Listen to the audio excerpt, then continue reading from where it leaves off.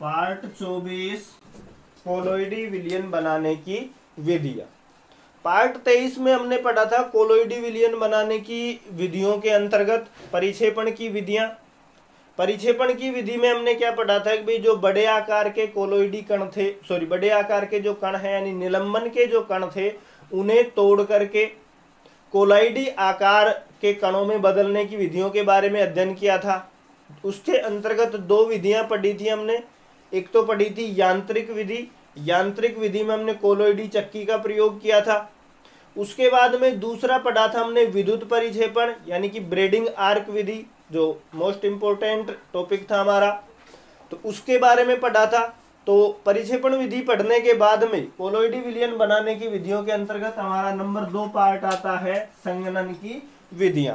संघनन की विधि की बात करें तो संघनन की विधि में क्या होता है कि भाई जो छोटे आकार के कण हैं, आणविक आकार के कण हैं या पदार्थ हैं, संघनन की विधि किसे कहेंगे, पहले परिभाषा की बात करते हैं कि भाई जो आणविक आकार के जो कण हैं उन्हें संयोजित करके यानी कि इकट्ठा करके एकत्रित करके कोलोइडी आकार के कणों को प्राप्त करने की जो विधियां हैं वो किसके अंतर्गत आती हैं, संघनन की विधि के अंतर्गत आती हैं। भाई जो बिल्कुल छोटे आकार के कण हैं, आणविक आकार के कण हैं, उन कणों को एकत्रित करके संयोजित करके कोलोइडी विलयन बनाना किसके अंतर्गत आएगा, संघनन की विधि के अंतर्गत आएगा। अब संघनन की विधि के अंतर्गत हम 5-6 टॉपिक्स के बारे में पढ़ेंगे।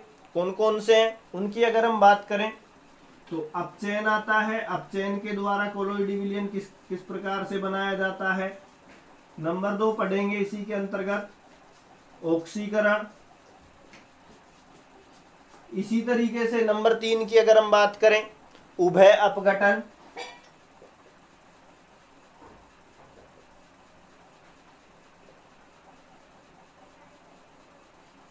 नंबर 4 आएगा जल अपघटन। नंबर 5 की अगर हम बात करें उभय अपघटन जल अपघटन के बाद में विलायक विनिमय विधि के द्वारा।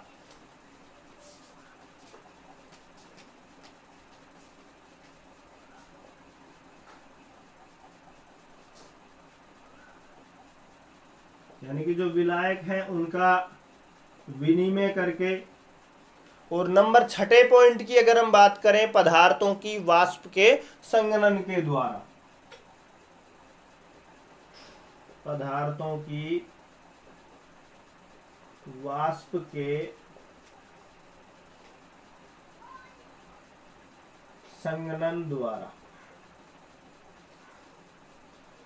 इन पॉइंटों के बारे में हम इस पार्ट में चर्चा करेंगे। भाई जो अपचयन है संघनन की विधियां, संघनन की विधियां कितने प्रकार की हैं, 6 प्रकार पढ़ेंगे इसके अंतर्गत। अपचयन, ऑक्सीकरण, उभय अपघटन, जल अपघटन, विलायक विनिमय के विधि के द्वारा, पदार्थों के वाष्प जो हैं वाष्पों के संघनन के द्वारा।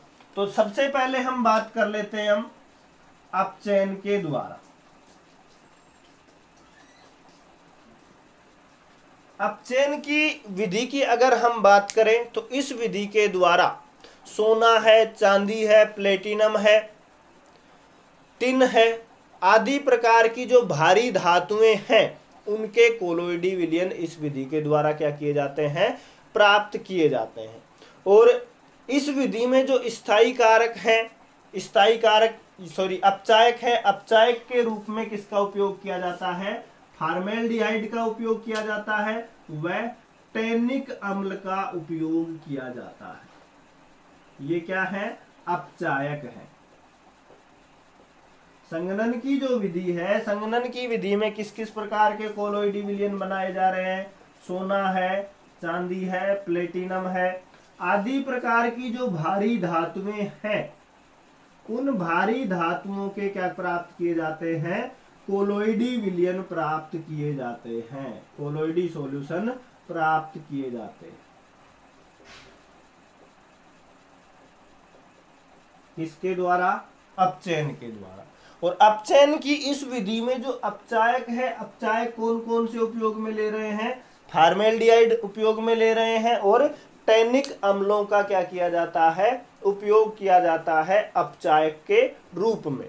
तो एग्जाम्पल्स की अगर हम बात करते हैं, एग्जाम्पल नंबर 1 एग्जाम्पल की बात करें भाई किस प्रकार से कोलोइड सॉल्यूशन प्राप्त किया जाता है, तो गोल्ड क्लोराइड है, इसका अपचयन करवाते हैं किसके साथ में, फॉर्मेल्डिहाइड के साथ में, 3 अणु हैं, और दूसरा 3 ही क्या ले रहे हैं, जल के अणु ले रहे हैं। तो इसका अपघटन किस प्रकार से, अपचयन किस प्रकार से होगा, इस रिएक्शन को समझते हैं। अपचयन करवा रहे हैं तो जो किसका प्राप्त, इसमें जो कोलोइडी विलयन प्राप्त होगा किसका प्राप्त होगा, सोने का कोलोइडी विलयन प्राप्त होगा, गोल्ड का कोलोइडी विलयन प्राप्त होगा।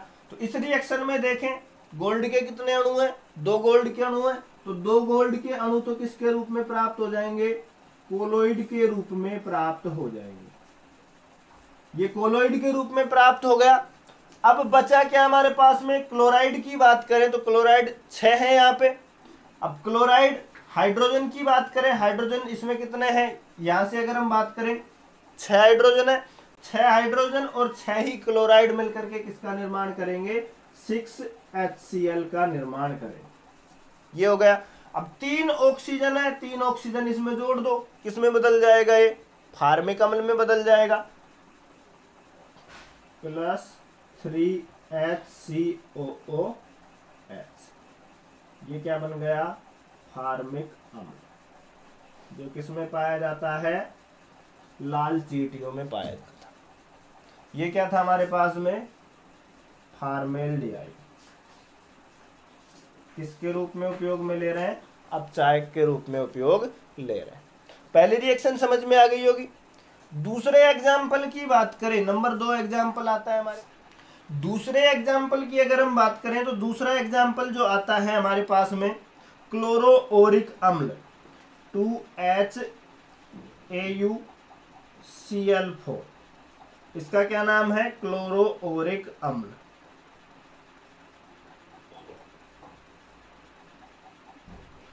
क्लोरोओरिक अम्ल है, इसका जो अपचयन हो रहा है, 3 अणु लेते हैं हाइड्रोजन पेरोक्साइड के, तो हाइड्रोजन पेरोक्साइड के साथ में क्रिया करेगा। इसमें क्या चीज कॉमन है, हमें पता है भाई गोल्ड का कोलोइडी विलयन तो प्राप्त हो गई, तो 2 अणु तो किसके प्राप्त हो गए, गोल्ड के कोलोइडी विलयन के प्राप्त हो गए। 2 अणु हमारे पास में गोल्ड का कोलोइडी विलयन यहाँ पे प्राप्त हो चुका है। बाकी क्या बचा, 2 हाइड्रोजन यहाँ पर है, 6 हाइड्रोजन यहाँ पर है, टोटल 8 हाइड्रोजन हो गए। क्लोराइड की अगर हम बात करें तो क्लोराइड के अणु भी कितने हैं, टोटल 8 हैं, तो क्या निकला हमारे पास में 8 HCl।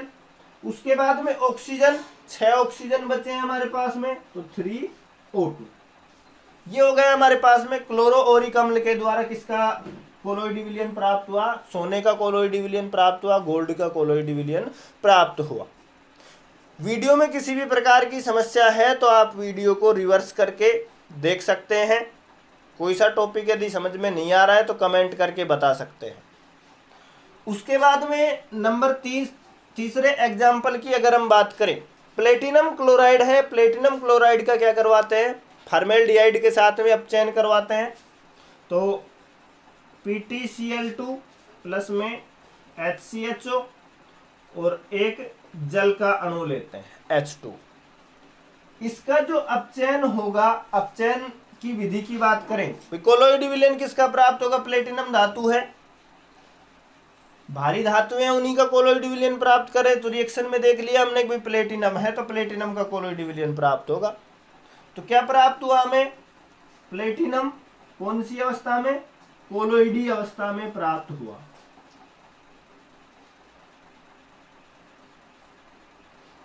प्लेटिनम का कोलोइडी विलयन प्राप्त हुआ।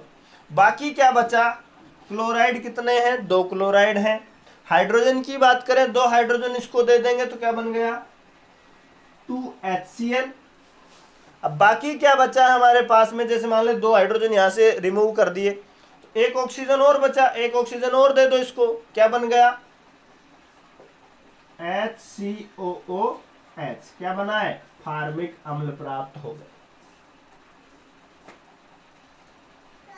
नेक्स्ट एग्जाम्पल की बात करें, नेक्स्ट एग्जाम्पल नंबर 4, चौथे एग्जाम्पल की बात करें तो गोल्ड क्लोराइड लेते हैं, इसकी क्रिया करवा देते हैं किसके साथ में, टिन क्लोराइड के साथ में करवा देते हैं। 2AuCl3 प्लस में 3SnCl2।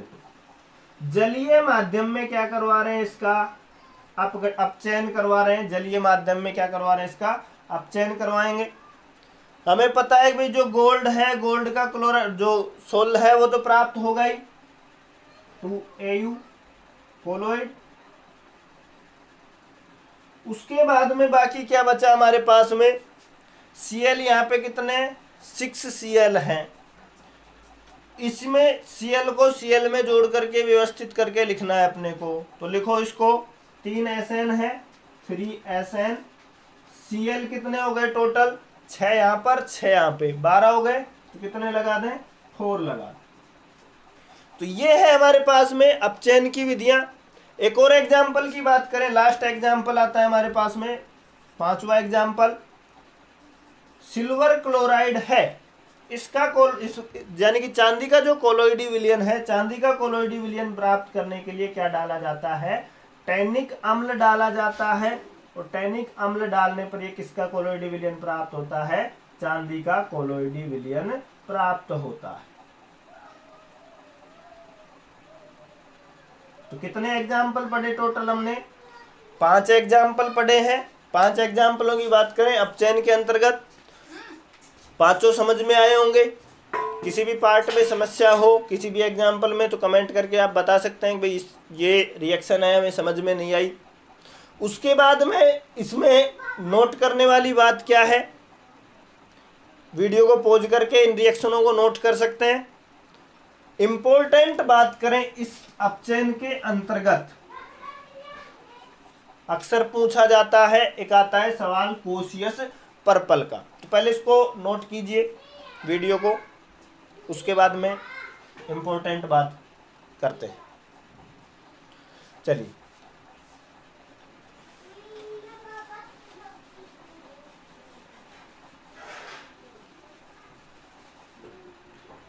Cautious purple.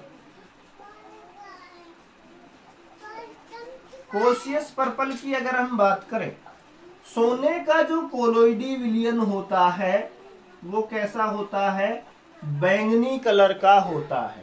सोने का जो कोलोइडी विलयन है कैसा होता है, बैंगनी रंग का होता है। और इसी कारण जो सोने का कोलोइडी विलयन है इसको हम क्या बोलते हैं, कोशियस पर्पल बोलते हैं। कोलोइड बैंगनी रंग का होता है, अतः इसे ही कोशियस पर्पल कहते हैं।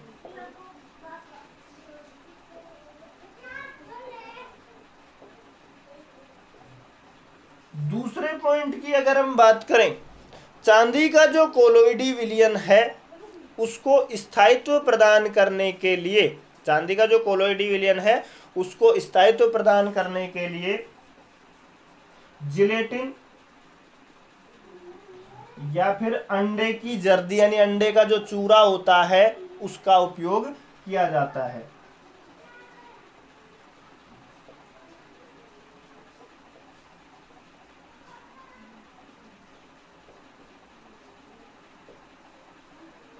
जिलेटिन व अंडे की जर्दी, अंडे का जो चूरा होता है का उपयोग करते हैं।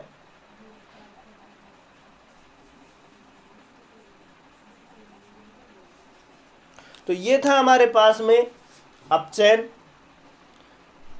2 चीजें निकल कर के आई। कोशियस पर्पल किसे कहते हैं, सोने का जो कोलोइडी विलयन होता है वो बैंगनी रंग का होता है, इस कारण इसे क्या कहते हैं, सोने के कोलोइडी विलयन को कोशियस पर्पल कहा जाता है। इसी प्रकार चांदी का जो कोलोइडी विलयन है इसको स्थायित्व प्रदान करने के लिए जिलेटिन या फिर अंडे की जर्दी का उपयोग किया जाता है। उसके बाद में नेक्स्ट हम बात करेंगे ऑक्सीकरण के बारे में। तो वीडियो को पॉज कीजिए और नोट कीजिए। नंबर 2 हम बात करते हैं अब ऑक्सीकरण के बारे में। भाई ऑक्सीकरण के द्वारा कोलोइडी विलयन किस प्रकार से प्राप्त किए जाते हैं, किस किस धातु है या अधातु है उनके कोलोइडी विलयन प्राप्त किए जाते हैं। तो नंबर 2 बात करते हैं हम ऑक्सीकरण। ऑक्सीकरण की अगर हम बात करें, ऑक्सीकरण के द्वारा, ऑक्सीकरण की जो विधि है, ऑक्सीकरण के द्वारा जो अधातुएं होती हैं, सल्फर है। अधातुओं की बात करें, सल्फर आता है हमारे पास में, सेलेनियम आता है, आयोडीन, सेलेनियम और आयोडीन आदि अधातुओं के क्या किए जाते हैं, कोलोइडी विलयन प्राप्त किए जाते हैं।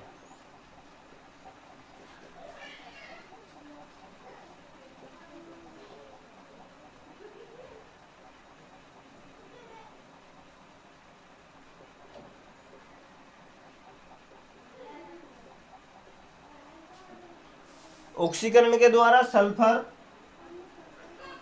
सेलेनियम और आयोडीन जैसी अधातुएं हैं, इनके क्या किए जाते हैं, कोलोइडी विलयन प्राप्त किए जाते हैं। तो एग्जाम्पल की बात करते हैं। सबसे पहले हाइड्रोजन सल्फाइड है, इसका क्या करवा दे, सल्फर डाइऑक्साइड के साथ रिएक्शन करवा दें, ऑक्सीकरण करवा दें SO2 की उपस्थिति में, तो क्या होता है, सल्फर कोलोइडी विलयन के रूप में प्राप्त होगा। 2 सल्फर के अणु ये है, एक ये है, तो कितने कोलोइड प्राप्त हुए सल्फर के, 3 प्राप्त हुए, कोलोइड प्राप्त हो गया सल्फर का। बाकी क्या बचा हमारे पास में, 4 हाइड्रोजन है, 2 ऑक्सीजन है, क्या बना हमारे पास में, 2H2। पहले रिएक्शन समझ में आ गई होगी। दूसरी रिएक्शन की अगर हम बात करें, पहला एग्जाम्पल, दूसरे एग्जाम्पल की बात करें, H2S है, उसके बाद में इसकी क्रिया करवा दें नाइट्रिक अम्ल के साथ में, HNO3 के साथ में, क्या होगा, इस रिएक्शन की बात करें, सल्फर है, कोलोइड के रूप में प्राप्त होगा, कोलोइडी विलयन के रूप में। बाकी क्या बचा हमारे पास में, 2 हाइड्रोजन यहां पर है, 2 यहां पर है, टोटल हाइड्रोजन 4 यानी कि 2H2। उसके बाद में ऑक्सीजन कितने चाहिए जल बनाने के लिए, 2 ऑक्सीजन चाहिए, इसमें से 2 ऑक्सीजन आ जाएंगे, 2H2O। बाकी क्या बचा, नाइट्रोजन और ऑक्सीजन। टोटल कितने थे यहाँ पे, 6 थे, 6 में से 2 यहाँ पे काम आ चुके हैं, कितने बचे हैं, 4 बचे हमारे पास में। तो क्या बचा, नाइट्रोजन कितने, 2 नाइट्रोजन बच रहे हैं। उसके बाद में ऑक्सीजन कितने, 6, सॉरी यहाँ पे 6 थे, 6 में से कितने, 2 जा चुके हैं, 4 बच रहे हैं शेष, तो 4 को NO2 हो गए 4। दूसरी रिएक्शन समझ में आ गई होगी। करें तीसरी जो अभिक्रिया आती है, Na2S2O3, इसकी क्रिया करवा दें 2 HCl के अणुओं के साथ में, तो क्या होगा, कोलोइडी जो विलयन प्राप्त होगा वो तो सल्फर का होना ही है हमारे पास में, लेकिन कितने सल्फर का होगा, इसमें थोड़ा सा ट्विस्ट है। सोडियम के 2 अणु है, क्लोराइड भी कितने, 2 है, क्या बना, 2NaCl, सोडियम क्लोराइड। बाकी क्या बचा, 2 हाइड्रोजन है, H2, ऑक्सीजन कितने चाहिए, 1 ऑक्सीजन ले सकता है, यहाँ पे 3 है, H2O। अब बाकी कितने ऑक्सीजन बचे, 2, सल्फर भी कितने, 2। तो एक तो क्या प्राप्त होगा, सल्फर का कोलोइडी विलयन, और दूसरा क्या बचा, दूसरा जो सल्फर है वो ऑक्सीजन के साथ में SO2 के रूप में। तीसरी रिएक्शन समझ में आ गई होगी ऑक्सीकरण की। चौथे एग्जाम्पल की अगर हम बात करें,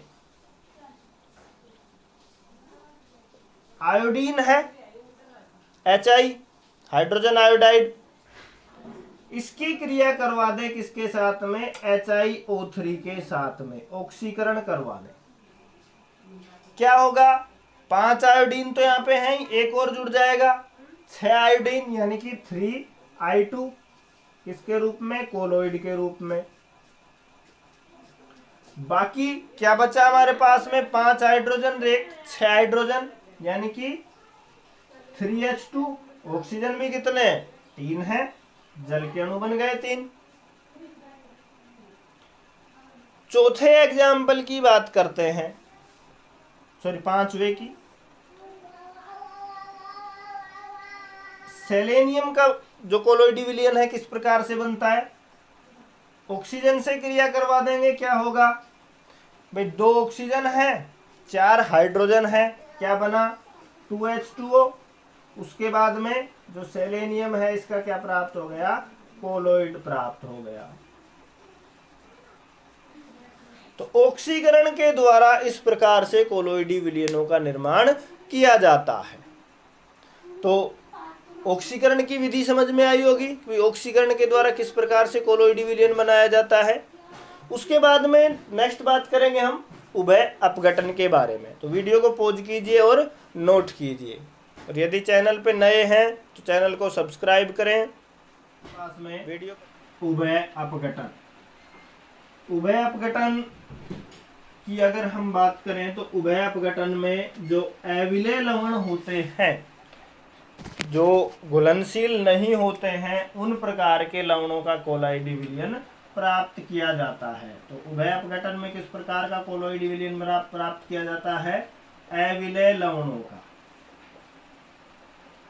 अविलेय लवणों का कोलोइडी विलयन किसके द्वारा प्राप्त किया जाता है, उभय अपघटन के द्वारा प्राप्त किया जाता है। एग्जाम्पल्स की अगर हम बात करें तो एग्जाम्पल ले लेते हैं हम HgCN का होल ट्वाइस, इसकी क्रिया करवा दें H2S के साथ में, तो क्या होता है, मरकरी और सल्फर का कोलोइडी विलयन प्राप्त होता है। HgS तो किसके रूप में प्राप्त हो गया, मर्क्यूरिक सल्फाइड के रूप में, कोलोइडी विलयन के रूप में। और दूसरा क्या बचा हमारे पास में, 2 हाइड्रोजन और 2 ही साइनाइड है, तो क्या बन गया, हाइड्रोजन साइनाइड। पहली रिएक्शन समझ में आ गई। दूसरी रिएक्शन की अगर हम दूसरे एग्जाम्पल की बात करें, दूसरा एग्जाम्पल आता है हमारे पास में AS2O3 की क्रिया करवा दे किसके साथ में, 3H2S के साथ में। तो कोलोइडी जो विलयन प्राप्त होगा, कोलोइडी विलयन 3H2 यानी कि 6 हाइड्रोजन 3 ऑक्सीजन 3H2O बन गया, 3 जल के अणु बन गए। उसके बाद में बाकी क्या बचा, 2 तो क्या है हमारे पास में आर्सेनिक के अणु है और 3 क्या है सल्फर के, तो क्या बना AS2S3 कोलोइडी विलयन। तीसरे एग्जाम्पल की अगर हम बात करें, तीसरा एग्जाम्पल आता है हमारे पास में सिल्वर नाइट्रेट है। सिल्वर नाइट्रेट की क्रिया करवा दें KX के साथ में, पोटेशियम है, X के स्थान पर हम क्या ले सकते हैं, हेलोजन ले सकते हैं, X के यहाँ पे हेलोजन, इसके स्थान पर हम क्या ले सकते हैं, क्लोरीन, ब्रोमीन, आयोडीन। इनका क्या कर सकते हैं, यहाँ पे उपयोग कर सकते हैं, ब्रोमीन आयोडीन है, इन 2 का ही उपयोग कर सकते हैं। उसके बाद में यहाँ पे क्या होगा, Ag है, हेलोजन के साथ में आ जाएगा AgX के रूप में कोलोइडी विलयन। दूसरा नाइट्रेट है, पोटेशियम के साथ में NO3 के रूप में।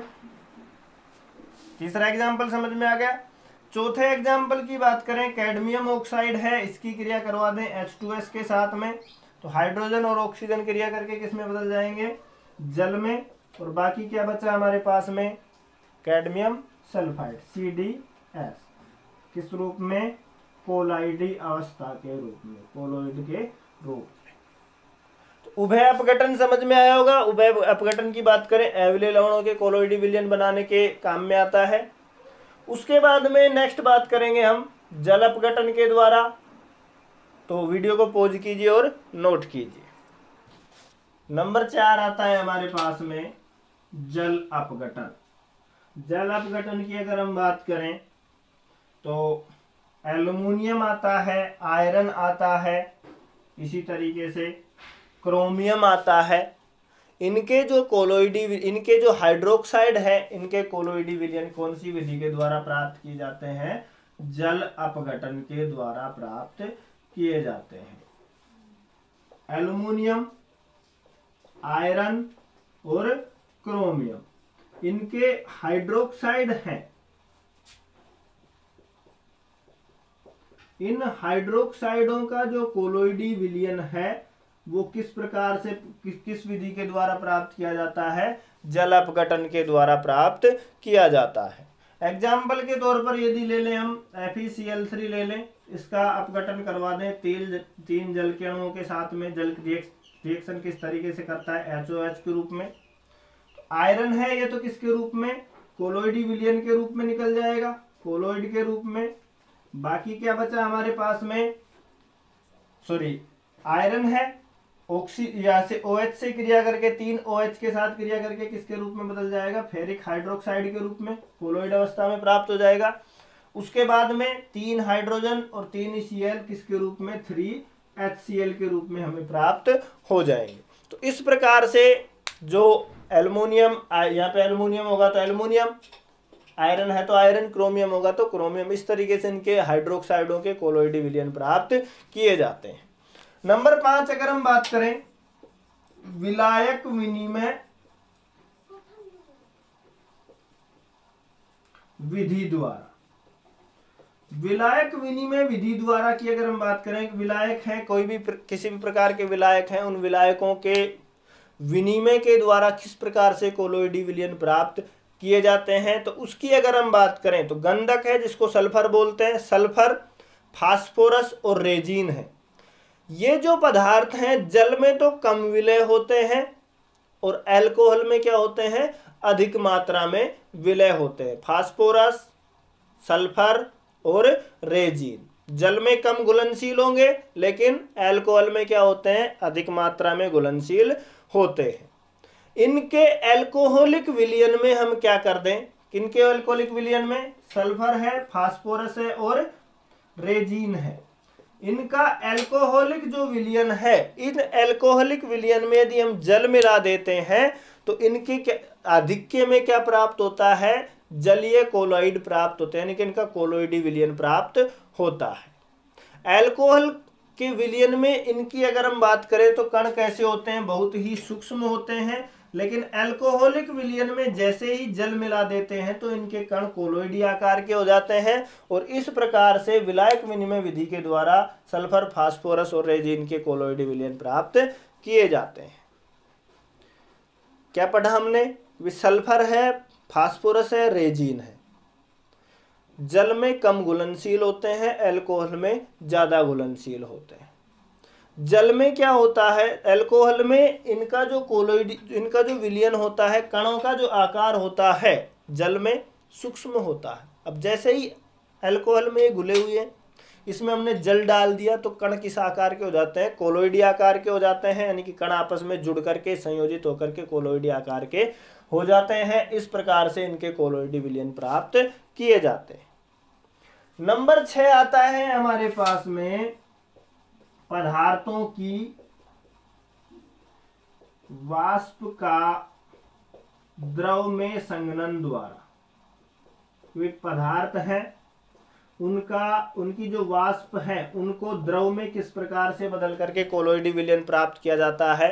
तो इसकी अगर हम बात करें, कोई भी उबलता हुआ पदार्थ है, उसकी वाष्प है, उस वाष्प को द्रव में प्रवाहित कर देते हैं तो उसके जो अणु हैं वो संयोजित होकर के कोलोइडी आकार के कणों में बदल जाते हैं और इस प्रकार जो प्राप्त कोलोइडी विलयन है वो क्या है? पदार्थों की वाष्प में द्रव द्वारा संघनन द्वारा प्राप्त किया जाता है। इस विधि के द्वारा सल्फर और मरकरी है, पारा बोलते हैं, इनके कोलोइडी विलयन प्राप्त किए जाते हैं। तो ये थे हमारे पास में कोलोइडी विलयन बनाने की संघनन की विधियां। 6 विधियां पढ़ी है हमने। कौन कौन सी पढ़ी हैं? अपचयन के द्वारा, ऑक्सीकरण के द्वारा, उभय अपघटन, जल अपघटन, विलायक विनिमय विधि द्वारा, पदार्थों की वाष्प के संघनन के द्वारा। उम्मीद है सारी समझ में आई होंगी। वीडियो पसंद आया तो वीडियो को लाइक करें, कमेंट करें, चैनल पर नए हैं तो चैनल को सब्सक्राइब करें। मिलते हैं वीडियो के नेक्स्ट पार्ट में। धन्यवाद।